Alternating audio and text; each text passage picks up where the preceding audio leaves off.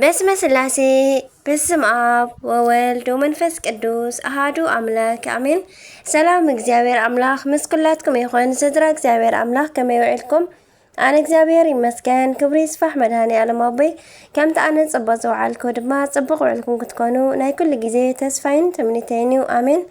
ስንክሳር ዘወርሃ ለካቲት ዕለት 4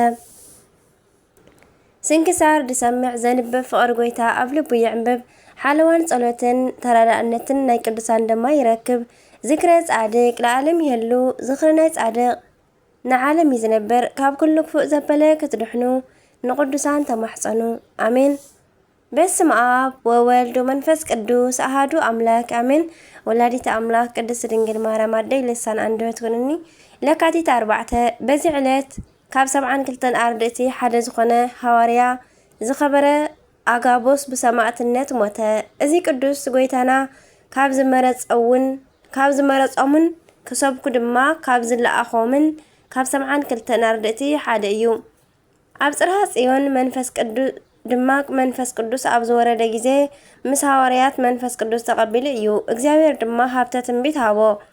ስለኡ ኣብ ግብረ ሐዋርያት ከም ዝተጻሕፈ ቅናት ጳውሎስ ወሲዱ ኣእዳውን ኣእጋሩን ብኡ ተኣሰረ እሞ ንዋና እዛ ቅናት እዚኣ ኣይሁድ ኣብ ኢየሩሳሌም ከምዚ ገይሮም ኣሲሮም ናብ ኢድ ኣሕዛብ ኣሕሊፎም ክህብዎ እዮም ይብል መንፈስ ቅዱስ በለ።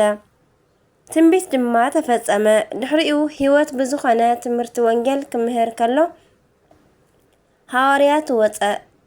ሐዋርያት ወፀ እሞ እንዳምሃረን ቅንዕቲ ዝኾነት ናይ እግዚአብሔር መንገዲ እንዳመርሐን ናብ ብዙሓት ሃገራት በጽሐ።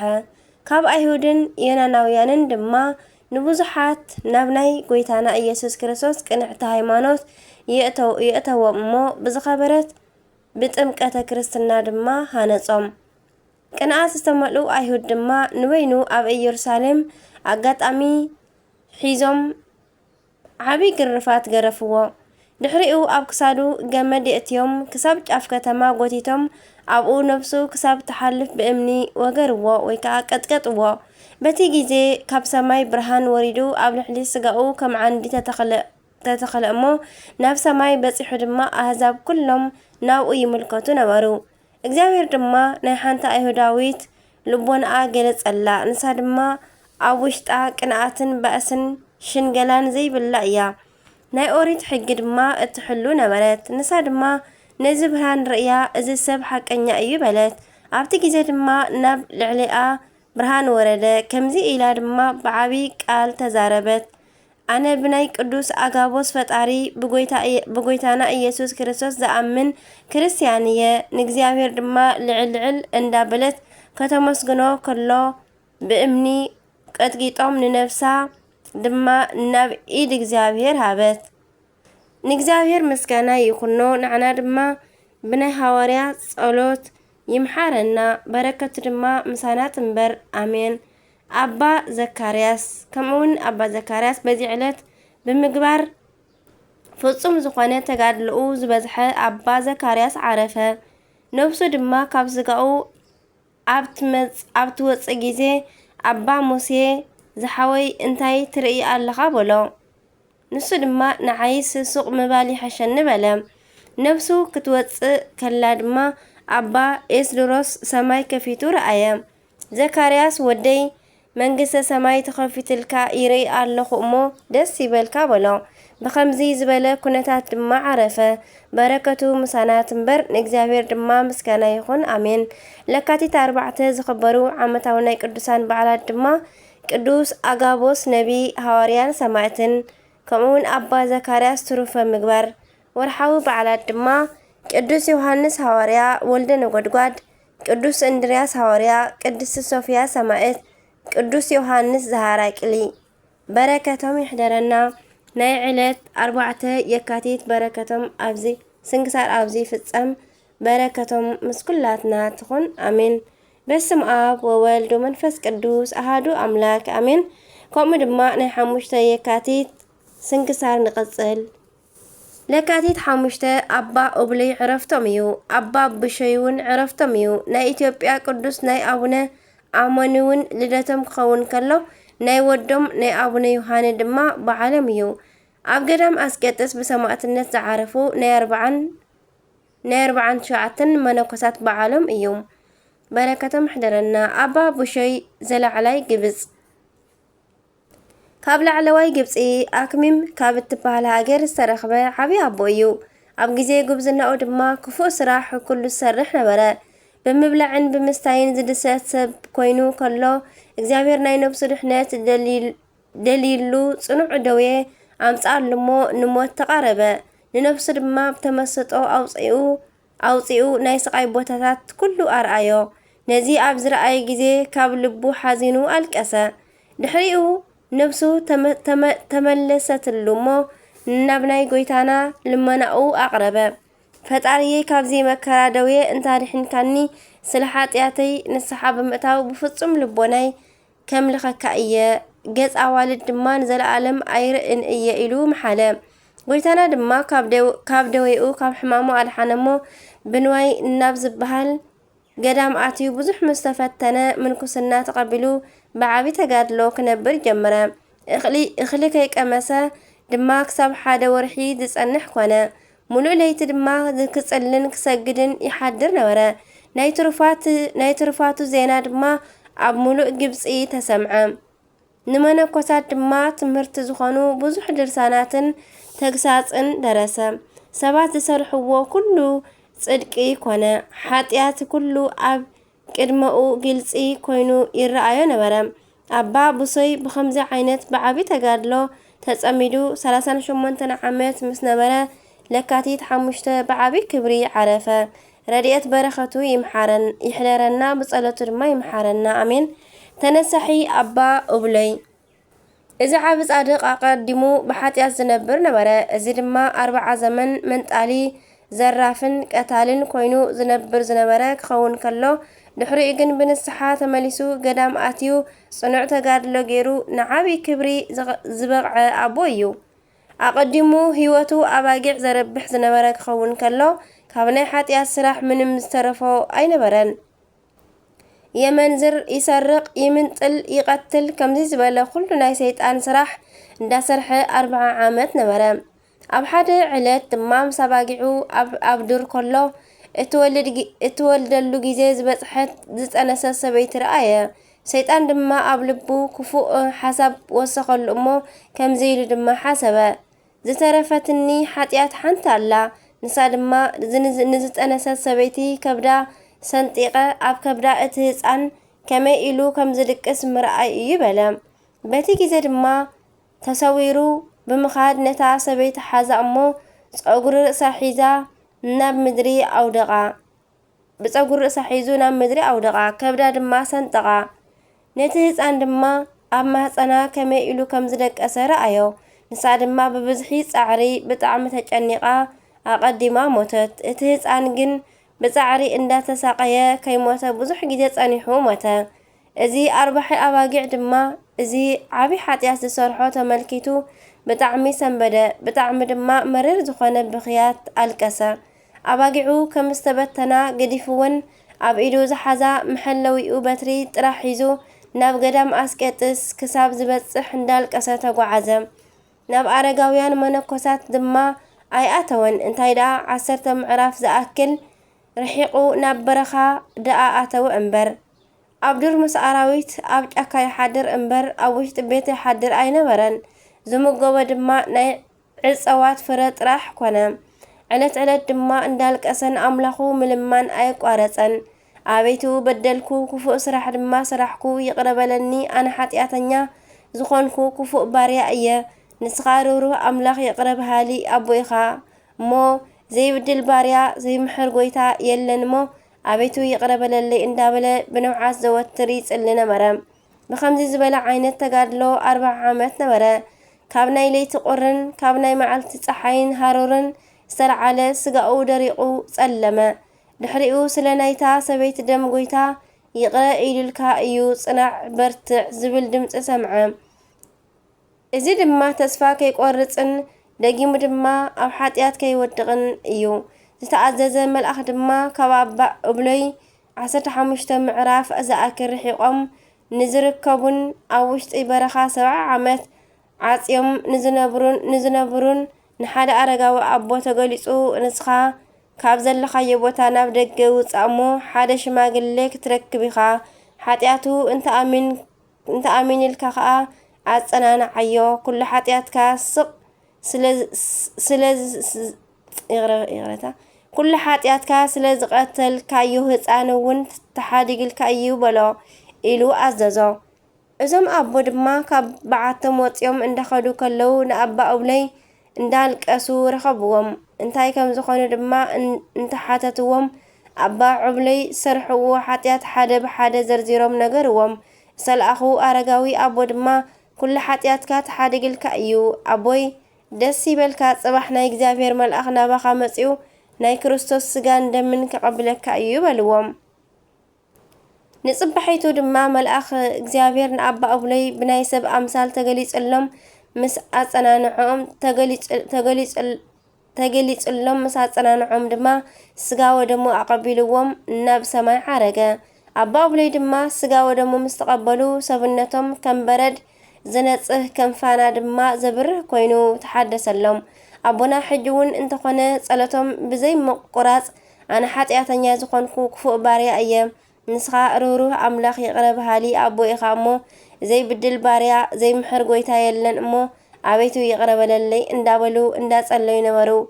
ድሕሪኡ ከዓ እቶም ኣረጋዊ ሽማግለ ንኣባ እብለይ ገዳማዊ ሓወይ እብለይ ንዓ ብማይ ተሓጸብ ደስ ከዓ ይበልካ በዛ ሰዓት ካብ ዝተቐበልካዮ መከራ ክትዕርፍ ኢኻሞ በሎም።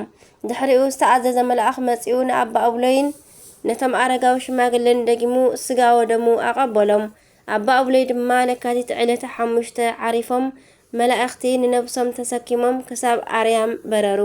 እዞም ኣረጋዊ ሽማግለ ድማ ናይ ኣባ እብለይ ስጋ ከይቀብሩ ሸምጊሎም ስለ ዝነበሩ በዚ እንዳሓሰቡ ከለዉ ክልተ ኣናብስት መጺኦም ንናይ ኣባ እብለይ ስጋ ሰጊዶም መቃብሮም ፍሒሮም ንስጋኦም ከም ናይ ሰብ ተሸኪሞም ወሲዶም ቀበርዎም። ነቶም ኣረጋዊ ሽማግለ ድማ ኢድ ነሲኦም ንሶም ድማ ባሪኾሞም ብሰላም ከዱ።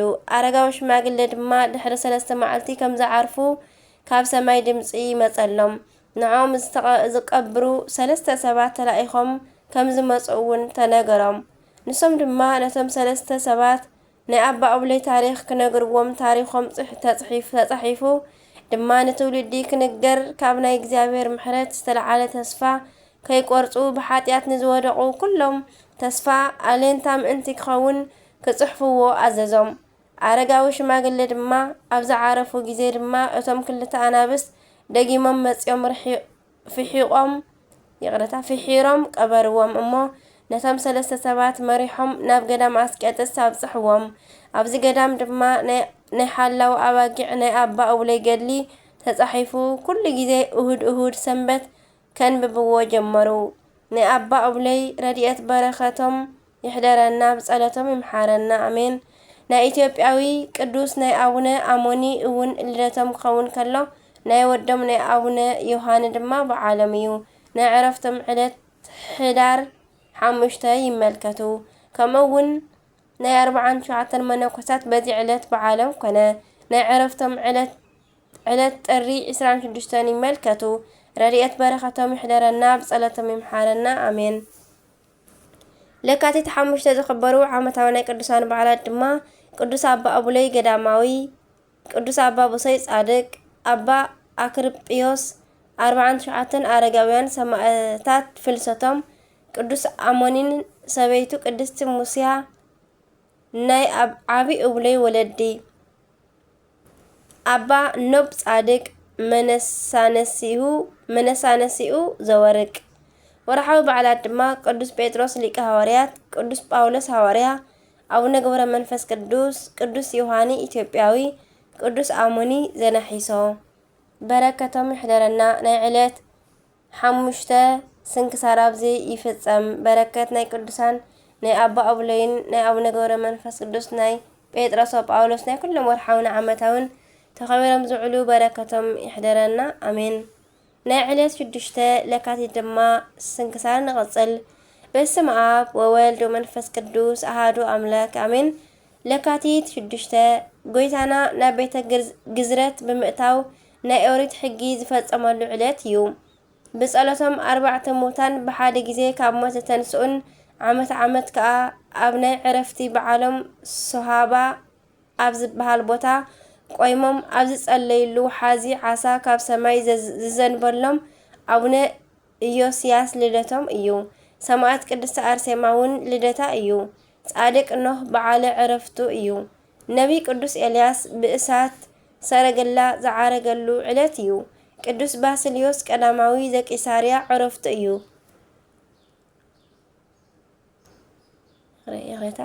ከምኡውን በዚ ዕለት ስንክሳር ኣብ በረኻ 60 ዓመታት ዝነበሩ ኣባ ሙሴ ዓረፉ።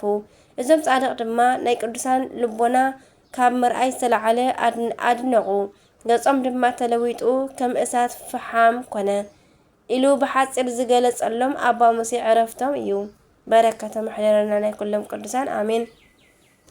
በዓለ ግዝረት ጎይታናን ኣምላኽናን መድሓኒናን ኢየሱስ ክርስቶስ ናብ ቤተ ግዝረት ብምእታው ናይ ኦሪት ሕጊ ከም ዝፈጸመ ንብዙሓት ጎይታና ናብ ቤት ግዝረት ዘይኣተወን ከምዘይተገረዘን ይመስሎም ነበረ። ንሶም ከም ዝሓስብዎ እንተዝኸውን ነይሩ ኣይሁድ ዓብዪ ምኽንያት ምረኸቡ ነይሮም። ጎይታና ግን ናይ ግዝረት ሕጊ ፈጸመ። ልሳነ እፍረት ሃዋርያ ቅዱስ ጳውሎስ ጎይታ ክርስቶስ ብስጋ ግዝረት ተቐበለ፣ ንኣቦታት ዝተውሃበ ቃል ኪዳን ምእንቲ ክፍጽም ኢሉ ከም ዝተዛረበ ጎይታና ንዓና ኣብ ክንዲ ግዝረት ናይ ክርስትና ጥምቀት ሃበና። ናይ ፋሲካ ቅጫ እውን በልዐ። ኣብ ክንደኡ ከዓ ኣማናዊ ስጋኡን ደሙን ሃበና። ዝኸበረ ወንጌል ሻምናይ መዓልቱ ኣብ ዝተፈጸመ ግዜ ነቲ ህፃን ክገዝርዎ ወሰድዎ። ከይጠነሰቶ መልኣኽ ከም ዘውፅኣሉ ንስሙ ኢየሱስ በልዎ። ከም ዝበለ ንጽህቲ ቅድስት ድንግል ማርያም እመቤትና ንጻድቅ አረጋዊ ዮሴፍ ከምቲ ሕጊ ንወደይ ክገርዞን ስም ድማ ክሰምዮን በሊሕን ፈላጥን ዝኾነ ዝገርዝ ሰብ ኣምጽኣለይ በለቶ። አረጋዊ ዮሴፍ ድማ ከይዱ ዝገርዝ በዓል ሞያ ኣምጽአ። እቲ በዓል ሞያ ድማ ነቲ ህፃን ንጎይታና ኣብ ኢድ ኣድኡ ኣብ ዝረኣዮ ግዜ ምእንቲ ክገርዞ ነዚ ህፃን ብጥንቃቄ ሓዝዎ በሎም። እቲ ህፃን ጎይታ ኢየሱስ ድማ ኣታ በዓል ሞያ ገራዚ ንደመይ ከየፍሰስካ ዶ ክትገርዘኒ ትኽእል ኢኻ? ብዘይካ በታ ዕለት ኣብ ካልእ ግዜ ደመይ ኣይክፈሰስን እዩ። ጎነይ ብኹናት ምስ ወግኡኒ ኣብታ ግዜ ማይን ደምን ክፈሰስ እዩ። ንኣዳምን ንዝኣምኑ ደቁን መድሓኒት ክኸውን እዩ በሎ። ጎይታና ነዚ ዝተዛረቦ እቲ ገራዚ ኣብ ሰምዐ ግዜ ብጣዕሚ ተደነቐ። ንኣቑሑቱ ኣኪቡ ድማ ተሲኡ ኣብ ትሕቲ ህፃን ሰገደ። ኣብቲ ግዜ ድማ እቲ ላማ ኣብ ኣእዳው ከሎ በኺኹ ከም ማይ ኮነ። እቲ በዓል ሞያ ድማ ክብርቲ እመቤትና ካብ ኣንስቲ ተፈሊኺ ዝተባረኽኪ ኢኺ፣ ናይ ማህፀንኪ ፍረ ከዓ ዝተባረኸ እዩ። እዚ ወድኺ ስለኡ ነቢያት ትንቢት ዝተዛረብሉ ወዲ ህያው ኣምላኽ እዩ በላ። ህፃን ድማ መሊሱ ነቲ በዓል ሞያ ኣነ እየ ክትገርዘኒ ድኻ ወይስ ገዲፍካዮ? ወይስ ናይ ኣቦታተይ ኣቦታት ከም ዝገበርዎ ኣነ ክገብር በሎ። እቲ በዓል ሞያ ድማ ናይ ኣቦታትካ ኣቦታት በዓል መን እዮም በሎ። ህፃን ጎይታና ድማ ኣብርሃም፣ ይስሐቅ፣ ያዕቆብ ናይ ኩሎም ህዝቢ ኣቦታት ዝኾኑ እዮም። ንዖኦም ድማ እዚ ግዝረት ኣቐዲሙ ካብ ኣቦይ ተዋሃቦም በሎ። እቲ በዓል ሞያ ድማ ኣነ ምሳኻ ክዛረብ ኣይክእልን ኣብ ህልውናኻ መንፈስ ቅዱስ ኣለሞ በሎ። ኣብቲ ግዜ ድማ ህፃን ጎይታና ኢየሱስ ክርስቶስ ንዕዒንቱ ናብ ሰማይ ኣቕኒዑ ኦ ኣቦይ ንኣብርሃም፣ ንይስሐቅ፣ ንያዕቆብ ኣቐዲምካ ግዝረት ዝሃብካዮም እታ ግዝረት ሎሚ ንዓይ ሃበኒ በለ። ኣብቲ ግዜ ብዘይ ኢድ ኣብ ስጋ እቲ ህፃን ግዝረት ተገለጸ። ናይ እመቤትና ቅድስናኣ ድንግልናኣ ከይተለወጠ ካብ ናይ ድንግል ማህፀን ከም ዝወፀ ናይ ጎይታና ኣምላኽናን ኢየሱስ ክርስቶስ ግዝረቱ ድማ ዘይመርመር ኮነ። እቲ በዓል ሞያ ገራዚ ነዚ ተኣምር ኣብ ዝረኣየን ናይቲ ህፃን ነገር ኣብ ሰምዐ ግዜን ብጣዕሚ ኣድነቐ። ኣብ ትሕቲ እግሪ ጎይታናን ኣምላኽናን መድሓኒናን ኢየሱስ ክርስቶስ 3 ግዜ ሰጊዱ ብሓቂ ንስኻ ወዲ እግዚአብሔር ናይ እስራኤል ንጉስ ኢኻ በሎ።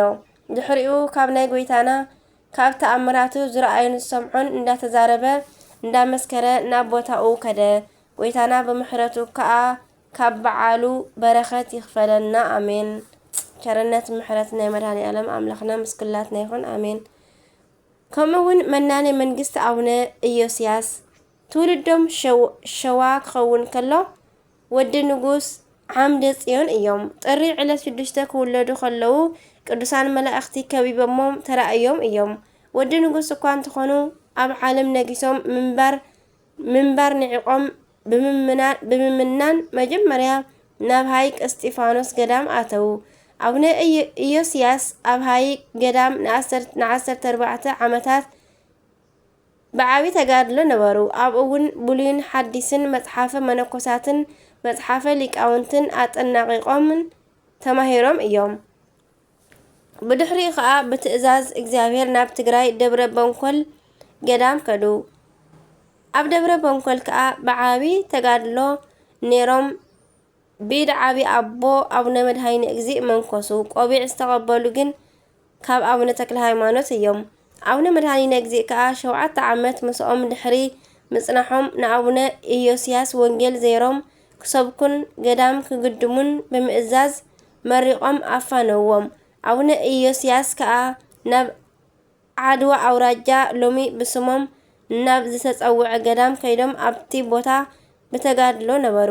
ነቲ ገዳም ምስ ገደሙ ድማ ብዙሓት መነኮሳት ኣፍርዮም እዮም።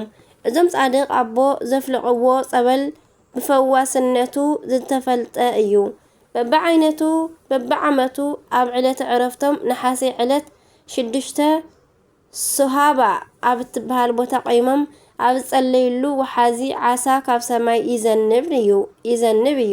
እዚ ከዓ ክሳብ ሕጂ በብዓመቱ ነሓሴ 6 ዕለት 6 ብግልጺ እናተረኣየ ይርከብ። ኣቡነ ኢዮስያስን ከሃዲያን የሆኑ አማርኛ ማለት ነው። አቡነ ኢዮስያስን ከሃዲያን የሆኑ አረማውያን ቢያስቸግራቸው ጻድቁን በጸሎት ቢያመለክቱ ከየት እንደመጣ የማይታወቅ ነጭ የንብ መንጋ መጥቶ አረማውያንን አጥፍቶላቸዋል። ጻድቁ አቡና በጸሎቶም 4 ሞታት በሓደ ጊዜ ካብ ሞት ተንስኡ ዓቢ አቡና እዮም። ኣብ ውሽጢ ገዳሞም ኣብ መዓልቲ በዓሎም ገድሎም ክንበብ ከሎ ኣጋንንቲ ካብ ልቦና ሰብ ከም ደሮና በኒኖም ይጠፍኡ ነበሩ። እዞም ጻድቅ አቦና ከም ሓጋዚ ኮይኑ ዘገልግሎም አንበሳ ነበሮም እሞ ናብ ገዳሞም መጺኡ ንመካነ ዓጽሞም ዝተሳለመ ክሳብ 14 ትውልዲ ዝበጽሕ ከም ዝምሕረሎም ጎይታና ቃል ኪዳን ኣትሎም እዩ። ንወዱ ብስሞም ዝሰየመ እንተሃለወ ገጽ ሰይጣን ፈጺሙ ከም ዘይርኢ ገድሎም ይዛረብ። ረድኤቶም በረከቶም ይሕደረና፣ ገዳሞም ንምስላም የብቅዐና፣ ጸሎቶም ይርዳአና። አሜን አሜን አሜን። ሰማዕት ቅድስት አርሴማ ብዙሃ ሕማሞሙ ለጻድቃን ወእም ኩሉ ያድህኖሙ እግዚአብሔር። ናይ ጻድቃን መከራ ብዙሕ እዩ፣ እግዚአብሔር ግና ካብ ኩሉ ነገር የድሕኖም። መዝሙር ዘዳዊት መዝሙር 34 ፍቕዲ 19 ወሃለ አሃዱ ካብ ወገን ክቡራን ካህናትን ሓያላት ነገስታትን ዝኾነ ቴዎድሮስ ዝስሙ ሰብኣይ ነበረ። ንሱ ንሓንቲ ካብ ወገን ስዩማነ ቤት ክርስቲያንን ርቱዓን ሃይማኖትን ዝኾኑ ሊቃነ ጳጳሳትን ካህናትን ዝኾነት አትሮስያና ዝስማ ብርኽቲ ሰበይቲ ተመርዓወ። ክልቲኦም ፍርሓት እግዚአብሔር ዝነበሮም ጻድቃን ነበሩ። ክሳዕ ዕድመ እርግና ዝበጽሑ ክወልዱ ስለ ዘይክእሉ መኻናት ነበሩ። ስሞም ዘጸውዕ ንዕኡ ዘስምር ወዲ ድዩ ጓል ውላድ ክህቦም ብስነ ምግባር ተጊሆም ወትሩ ይጽልዩ ስለ ዝነበሩ እግዚአብሔር ብረድኤቱ በጺሕዎም ሓንቲ ቅድስቲ ውላድ ሃቦም። ስማ ድማ አርሴማ ሰመይዋ። ኣብ 30 ዓመት ዕድመኣ ከዓ ናብታ ብስም እግዝእትነ ቅድስት ድንግል ማርያም ትጽዋዕ ቤተ ክርስቲያን ወፈይዋ እሞ ቅድስት አርሴማ ካብ ህፃንነታ ጀሚራ ቅዱሳት መጻሕፍቲ ተጽንዕ ብጾምን ጸሎትን ተወሲና ድማ ትጋደልን ተገልግልን ነበረት። ቅድስት አርሴማ ጓል 15 ዓመት ኣብ ዝነበረትሉ ጊዜ ከሓዲ ንጉስ ዲዮቅልጥያኖስ ዝምርዓዋ መልክዐኛ ጓል ስኢሎም ከምጽሉ ንሰራዊቱ ናብ ቤቱ ናብ ኩሉ ግዝኣቱ ኣዋፈረ። እዞም ዝተለኣኹ ወታደራት እናኾለሉ ኣብ ሃገረ ሮሜ ኣብ ትርከብ ደብረ ደናግል ገዳም በጽሕሞ። ካብ ኩለን ኣብኡ ዝነበራ ደናግል ከኣ ንቅድስቲ አርሴማ ብመልክዕ ዝበልጻ ስለ ዘይነበረ መልክዓ እናተደነቑ ስኢሎም ንስእላ ንንጉስ ዲዮቅልጥያኖስ ለኣኹሉ። ንሱ ድማ ስእላ ርእዩ እምብዛ ተሓጐሰ። ኣብ ኢዱ ከም ዘእተዋ ተኣማሚኑ ከኣ መርዓ ቆጺሩ ንኹሎም ነገስታትን መኳንንትን ዓደሞም። ነዚ ዝተገብረን ክግበር ተቖጺሩ ዘሎ እተን ደናግል ምስ ፈለጣ ካብቲ ደብረ ደናግል ወፂአን ሃዲመን ኣብ ግዝኣት ንጉስ ድርጣድስ ሃገረ ኣርማንያ ኣብ በረኻ ጫካታት ተሓብኣ። ኣብዚ ቦታ እዚ ድማ ብጠቕላላ 75 ሰብኡትን ኣንስትን ካብዚኦም ከዓ እዘን 39 ደናግል ኣንስቲ ብጥሜትን ጽምእን ብስእነትን ሽግርን ይነብሩ ነበሩ። ኣብዚ ምድሪ ኣርማንያ ድማ ምህላዋ ሰምዐ ንጉስ ዲዮቅልጥያኖስ ካብ ዘላት ተረኺቡ ክሰደሉ ንንጉስ ድርጣድስ ኣዘዞ። ንጣዖት ዝሰግድን ኣብ ፀሓይ ዘምልኽን ንህዝበ ክርስቲያን ዘሳቕን ዘስይፍን ዝነበረ ንጉስ ድርጣድስ ድማ ኣብ ግዝኣቱ ንዘላ ቅድስቲ አርሴማ ወታደራቱ ልኢኹ ምስ ምስኣ ዝነበራ ቅዱሳን ደናግል ኣምጽኣ። ንጉስ ድርጣድስ ንቅድስቲ አርሴማ መልክዓ ተማሪኹ ንዘለኣለማዊ ሓጎስን ስጋዊ ድልየቱን ተመነያ። ኣብ ጣዖቱ ከስግዳ እውን ብዙሕ ፈተና።